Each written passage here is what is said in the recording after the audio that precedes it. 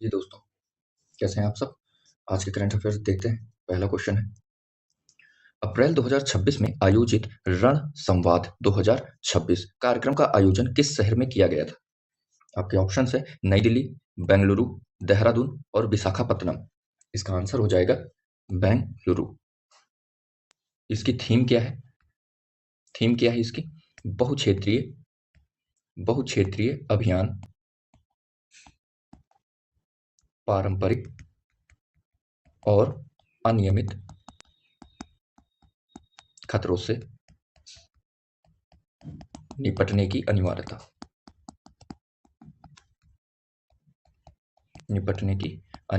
बहुक्षेत्रीय अभियान, पारंपरिक और अनियमित खतरों से निपटने की अनिवार्यता, ये इसकी थीम है।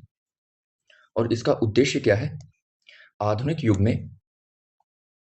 युग में बदलते युद्ध के स्वरूप, विशेष रूप से साइबर और अंतरिक्ष और एआई जैसे क्षेत्रों में भारतीय रक्षा बलों की तैयारियों के लिए एक रोड मैप तैयार करना। सेकंड क्वेश्चन पे आते हैं। मार्च 2026 में भारत सरकार के पर्यावरण मंत्रालय द्वारा पहली बार जंप स्टार्ट दृष्टिकोण के तहत किस क्षेत्र में वन्य आवास में जीआईबी ग्रेट इंडियन बस्टर्ड के चूजे का ऐतिहासिक जन्म कराया गया है? आपके ऑप्शंस है सम जैसलमेर, रामदेवरा जोधपुर, नलिया कच्छ, इनमें से कोई नहीं। इसका आंसर हो जाएगा नलिया कच्छ। याद रखना है आपको, GIB great Indian bustard Rajasthan का राज्य पक्षी है और IUCN में रेड लिस्ट में आता है। रेड लिस्ट गंभीर रूप से संकटग्रस्त को डिनोट करती है और यह वन्यजीव संरक्षण एक्ट 1972 के शेड्यूल फर्स्ट के अंतर्गत संरक्षित किया गया है। इतना चीज आपको याद रखनी है। थर्ड क्वेश्चन, ट्रांसजेंडर व्यक्तियों का संरक्षण संशोधन विधेयक 2026 के अनुसार ट्रांसजेंडर व्यक्ति की नई परिभाषा अब किस पर आधारित की गई है? आपके ऑप्शंस हैं केवल जैविक कारकों पर, आत्म पहचान के बजाय केवल जैविक और सामाजिक सांस्कृतिक पहचान पर, चिकित्सा प्रमाण पत्र पर या केवल अदालती आदेश पर। इसका आंसर हो जाएगा बी, आत्म पहचान के बजाय केवल जैविक और सामाजिक सांस्कृतिक पहचान पर। ये इसका मूल एक्ट है। मूल अधिनियम कब बना था? 2019। इससे संबंधित जो केस था वो था NALSA versus union of India. कब हुआ था ये केस? 2014 में। इस केस में माननीय सुप्रीम कोर्ट ने कहा था कि किसी व्यक्ति को अपना जेंडर चुनने और अभिव्यक्त करने का अधिकार होगा, जो कि क्या होगा? उसका आंतरिक अधिकार होगा। फोर्थ क्वेश्चन में आते हैं। ट्रांसजेंडर व्यक्तियों से संबंधित है ये क्वेश्चन। ट्रांसजेंडर व्यक्तियों का संरक्षण संशोधन विधेयक 2026 के संबंध में कथनों पर विचार कीजिए। पहला कथन क्या कह रहा है दोस्तों? संसद द्वारा पारित इस विधेयक को 30 मार्च 2026 को राष्ट्रपति द्रौपदी मुर्मू ने मंजूरी दी है। दूसरा कथन क्या कह रहा है? इस संशोधन में नामित मेडिकल बोर्ड के रूप में एक नया प्रावधान किया गया है, जिसका नेतृत्व कौन करेगा? चिकित्सा अधिकारी, वरिष्ठ चिकित्सा अधिकारी। इसमें से आपके विकल्प हैं केवल एक, केवल दो या दोनों या इनमें से कोई नहीं। आपका आंसर हो जाएगा दोनों। पहला कथन, संसद द्वारा पारित इस विधेयक को 30 मार्च 2026 को माननीय राष्ट्रपति द्रौपदी मुर्मू ने मंजूरी दी है, बिल्कुल सही है। दूसरा कथन क्या कह रहा है? इस संशोधन में नामित मेडिकल बोर्ड के रूप में एक नया प्रावधान किया गया है, जिसका नेतृत्व कौन कर रहा है? वरिष्ठ चिकित्सा अधिकारी। इससे संबंधित कुछ योजनाएं देख लेते हैं। इनके लिए चलाई गई थी स्माइल योजना। कब चलाई गई थी? फरवरी 2022 में।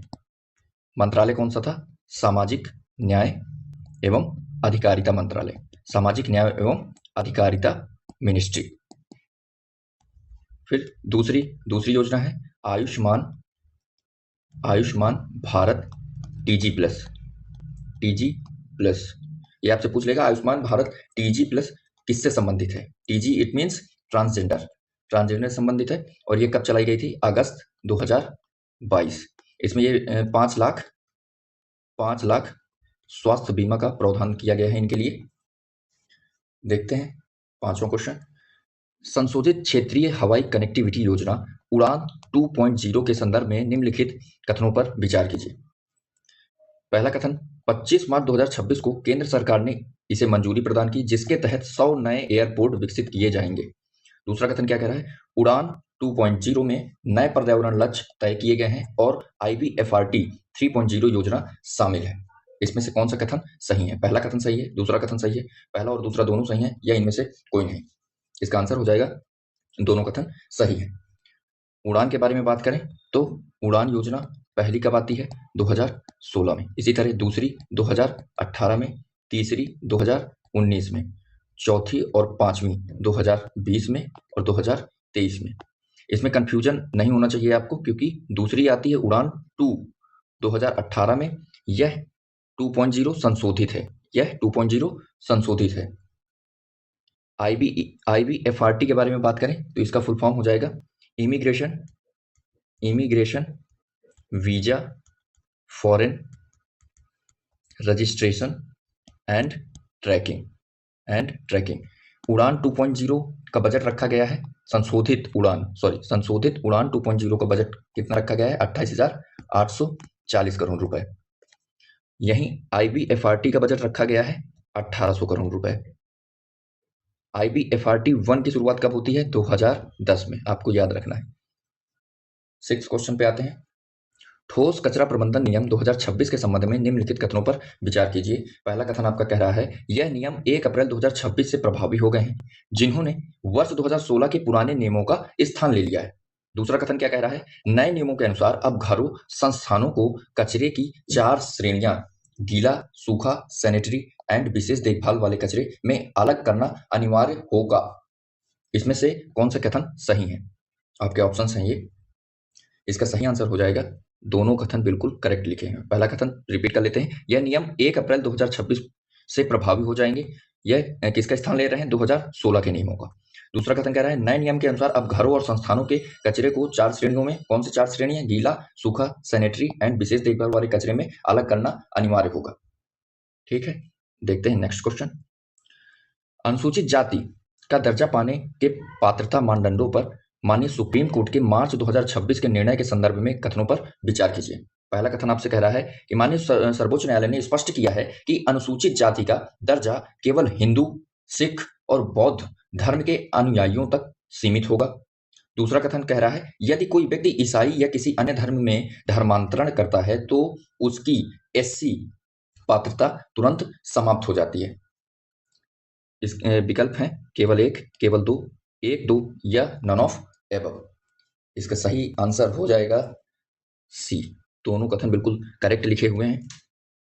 सर्वोच्च न्यायालय ने स्पष्ट किया है कि अनुसूचित जाति का दर्जा हिंदू, सिख और बौद्ध धर्म के अनुयायियों तक सीमित है। यदि कोई व्यक्ति ईसाई या किसी अन्य धर्म में धर्मांतरण करता है तो उसकी SC पात्रता तुरंत समाप्त हो जाएगी। यह केस था 24 मार्च 2026 में, चिंतादा आनंद वर्सेस आंध्रा राज। यहाँ पे एडिशनल जानकारी ये है कि आर्टिकल 341 के तहत प्रेसिडेंट को यह अधिकार होगा कि किसी राज्य या UT के राज्यपाल से परामर्श करके शेड्यूल कास्ट मीन्स SC की सूची अधिसूचित करे। लेकिन इसमें मेन पॉइंट है कि संसद को यह अधिकार, संसद इसमें किसी भी जाति को शामिल करने या हटाने का अंतिम अधिकार होगा। किसी भी जाति को शामिल करने या हटाने का अंतिम अधिकार किसको होगा? संसद को। 341 के तहत। आर्टिकल कौन सा है? 341। नेक्स्ट क्वेश्चन 8th, केंद्रीय सशस्त्र पुलिस बल सामान्य प्रशासन कानून के संदर्भ में निम्नलिखित कथनों पर विचार कीजिए। पहला कथन क्या कह रहा है दोस्तों? राष्ट्रपति द्रौपदी मुर्मू की मंजूरी के बाद यह कानून 9 अप्रैल 2026 को राजपत्र में प्रकाशित किया गया है। दूसरा कथन कह रहा है, यह कानून केंद्रीय सशस्त्र पुलिस बल CAPF के सभी 7 बलों पर लागू होता है। इसका आंसर हो जाएगा केवल एक कथन सही है। इसमें माइनर मिस्टेक है, यहां पर 7 नहीं होगा, यहां पर 5 होगा। आपको पता होगा CAPF के 5 बल कौन कौन से हैं? CRPF, BSF, CISF, ITBP और SSB। आपको इनके फुल फॉर्म, इनकी स्थापना देख लेनी है। 9th क्वेश्चन, भारत के परमाणु ऊर्जा कार्यक्रम और फास्ट ब्रीडर रिएक्टर FRB के संदर्भ में निम्नलिखित कथनों पर विचार कीजिए।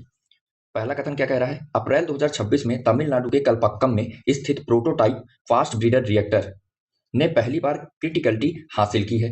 दूसरा कथन कह रहा है दोस्तों, भारत ने वर्ष 2047 तक 100 गीगावाट परमाणु क्षमता का लक्ष्य रखा है।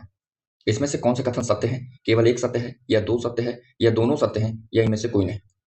इसका आंसर हो जाएगा दोनों सत्य कथन है। यहाँ पे क्रिटिकलिटी का क्या अर्थ है? कि रिएक्टर के भीतर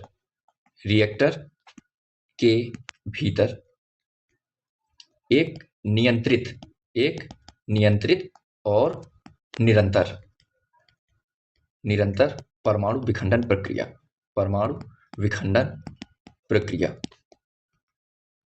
एक बार और पढ़ते हैं। अप्रैल 2026 में तमिलनाडु के कलपक्कम में स्थित प्रोटोटाइप फास्ट ब्रीडर रिएक्टर ने पहली बार क्रिटिकलिटी हासिल की है।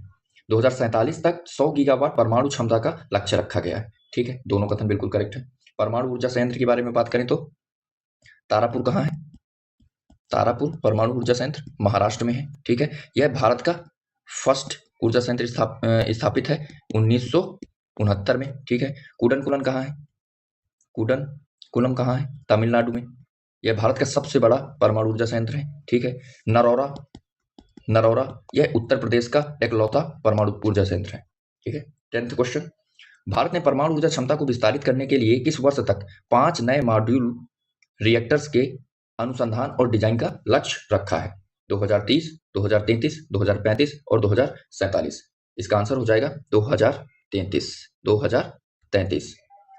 नेक्स्ट, आज का होमवर्क है, हाल ही में किस देश ने 16 वर्ष से कम आयु के बच्चों को सोशल मीडिया अकाउंट्स में प्रतिबंध लगा दिया है? आपके ऑप्शन है मलेशिया, वियतनाम, इंडिया या साउथ कोरिया। उत्तर आपको कमेंट बॉक्स में बताना है। आज के करंट अफेयर्स यहीं पे समाप्त होते हैं। जय हिंद एंड सब्सक्राइब। उत्तर आपको कमेंट में बताना है तो कमेंट भी कीजिएगा।